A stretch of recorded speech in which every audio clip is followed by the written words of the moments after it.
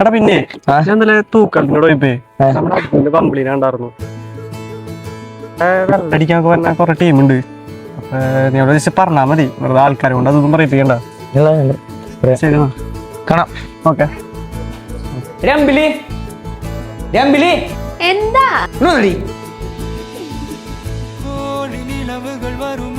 എന്താ മോന്റെ പ്രശ്നം? ഇന്നലെ എവിടെയായിരുന്നു? ഇന്നലെ ഞാൻ അജുവിന്റെ ഒപ്പം തൂക്കാലത്തിന്റെ അവിടെ പോയി. അവന്റെ പേരുണ്ടോ പറഞ്ഞില്ല? അതാരാ? അവന്റെ ഫ്രണ്ട്സ്. നിങ്ങൾക്ക് അമ്മറിയോ? ഇല്ലയോ? നീ എന്ത് പോയി കയറി പോയേ? എനിക്ക് അജുവിനെ അറിയാം, ബാക്കി ആരായാലും ഇപ്പൊ എന്താ? അമ്പിളി ഒരു കാര്യം പറയാ, ഇനി മേല പറഞ്ഞിട്ട് പോയ കാര്യങ്ങൾ നീ പോയത് എനിക്കറിയില്ല, അമ്മയ്ക്കും അറിയില്ല. കാലത്ത് തന്നെ തുടങ്ങി. എന്താ പ്രശ്നം അവിടെ? ഒന്നുമില്ല അമ്മ, എന്നാലും ഞാൻ ഫ്രണ്ട്സിന്റെ ഒപ്പം ഒന്ന് പുറത്തു പോയി, അതാണ് ഇപ്പൊ ഇത്ര വലിയ പ്രശ്നമാണ്. മോളെ നീ പോയല്ല പ്രശ്നം, നീയിപ്പോ ഒന്ന് പറഞ്ഞിട്ട് പോ. അവള് അറിയണ്ട മോളെ എങ്ങടെ പോണേന്ന്. ഇതൊരാളുണ്ട് എങ്ങോട്ട് പോവാ? അത് കണ്ടു പറയാൻ ഞാനാണ് എന്റെ ബംഗ്ലാടെ പോയി എന്നുള്ള കാര്യം. അതെ, അജു എന്റെ ഫ്രണ്ടാ, എനിക്ക് അവന്റെ കാര്യം മാത്രം നോക്കിയാൽ മതി. അവന്റെ പാര വന്നാലും എനിക്കൊരു തേങ്ങയില്ല.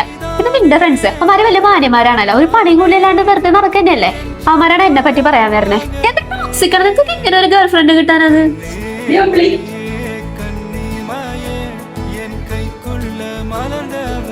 നീ എന്തിങ്ങനെ ചേട്ടനോട് ഇങ്ങനെയൊക്കെയാണോ സംസാരിക്കുക?